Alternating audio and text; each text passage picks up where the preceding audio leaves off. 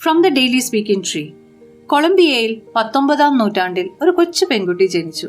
അച്ഛൻ യുദ്ധത്തിൽ മരിച്ചതോടെ അവർ ദാരിദ്ര്യത്തിലായി. വീട്ടിൽ നിന്ന് അകന്നു പോയ അവൾക്ക് സ്നേഹം കിട്ടാതെ അനാഥയെ പോലെ തോന്നി. ജെറിക്കോയിൽ ജനിച്ച മരിയ ലോറ ഡി ജെസ്യൂസ് മൊണ്ടോയ ഉബേഗിയുടെ കുട്ടിക്കാലം ദുരിതം നിറഞ്ഞതായിരുന്നു. എന്നാൽ അമ്മയുടെ വിശ്വാസം അവൾക്ക് ശക്തി നൽകി. ലോറ ദൈവത്തിലും പ്രാർത്ഥനയിലും വിശുദ്ധ കുർബാനയിലും അഭയം കണ്ടെത്തി. കുറഞ്ഞ വിദ്യാഭ്യാസം ലഭിച്ചെങ്കിലും അവൾക്ക് നല്ല ബുദ്ധിയുണ്ടായിരുന്നു. 16-ാം വയസ്സിൽ കുടുംബത്തെ സഹായിക്കാൻ ടീച്ചറായി പഠിച്ചു. പഠനത്തിലും പഠിപ്പിക്കുന്നതിലും മിടുക്കിയായിരുന്ന അവൾ കുട്ടികൾക്ക് നല്ല കാര്യങ്ങൾ പറഞ്ഞുകൊടുത്തു. ഒരു കന്യാസ്ത്രീ മഠത്തിൽ ഒതുങ്ങി ജീവിക്കാനായിരുന്നു ആദ്യം ഇഷ്ടം. എന്നാൽ പിന്നീട് പാവപ്പെട്ട തദ്ദേശീയരെ സഹായിക്കാൻ അവൾക്ക് ആഗ്രഹം തോന്നി. പലരും തദ്ദേശീയരെ മോശമായി കണ്ടിരുന്നപ്പോൾ ലോറ അവരുടെ മനുഷ്യത്വം തിരിച്ചറിഞ്ഞു. വർണ്ണവിവേചനം, അതായത് റേഷ്യൽ ഇൻജസ്റ്റിസ് ഇല്ലാതാക്കാനും അവരുടെ സംസ്കാരത്തെ ബഹുമാനിച്ച് ക്രിസ്തുവിനെ കുറിച്ച് പറയുവാനും അവൾ ആഗ്രഹിച്ചു.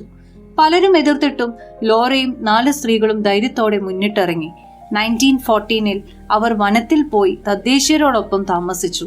അങ്ങനെയാണ് missionary sisters of the immaculate virgin Mary and saint Catherine of Siena എന്ന സന്യാസിനി സമൂഹം തുടങ്ങിയത്. തദ്ദേശീയരെ ക്രിസ്തുവിനു വേണ്ടി നേടാൻ അവരിൽ ഒരാളായി ജീവിക്കുക എന്നതായിരുന്നു അവരുടെ ലക്ഷ്യം.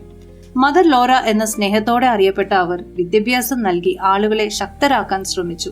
ദൂരെയുള്ള സ്ഥലങ്ങൾ സ്കൂളുകളും അതുപോലെ ആശുപത്രികളും തുടങ്ങി.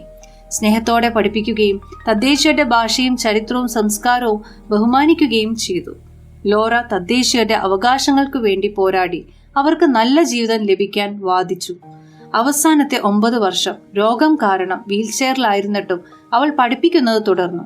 1914-ൽ മെഡ്ലിനിൽ അവൾ മരിച്ചു. നല്ല ജീവിതം നയിച്ചതിന് ലോറ മൊണ്ടോയ ഉബേഗിയെ വിശുദ്ധയായി പ്രഖ്യാപിച്ചു. അവളുടെ പ്രാർത്ഥനയാൽ അത്ഭുത രോഗശാന്തി ലഭിച്ചുവെന്ന് വിശ്വസിക്കപ്പെടുന്നു. 2013-ൽ ഫ്രാൻസിസ് മാർപ്പാപ്പ അവളെ വിശുദ്ധയായി ഉയർത്തി. കൊളംബിയയിലെ ആദ്യത്തെ വിശുദ്ധയായ ലോറ മൊണ്ടോയ ഉബേഗി എല്ലാവർക്കും ഒരു പ്രചോദനമാണ്. റേഷ്യൽ ജസ്റ്റിസ്, അതുപോലെ ഓർഫനേജ് അല്ലെങ്കിൽ റെഫ്യൂജീസ് എന്നിവർക്ക് വേണ്ടി പോരാടിയ വിശുദ്ധ വിശ്വാസത്തിന്റെയും ധൈര്യത്തിന്റെയും പ്രതീകമാണവർ. അവളുടെ സന്യാസിനി സമൂഹം ഇപ്പോഴും 19 രാജ്യങ്ങളിൽ അവളുടെ നല്ല പ്രവർത്തികൾ തുടരുന്നു.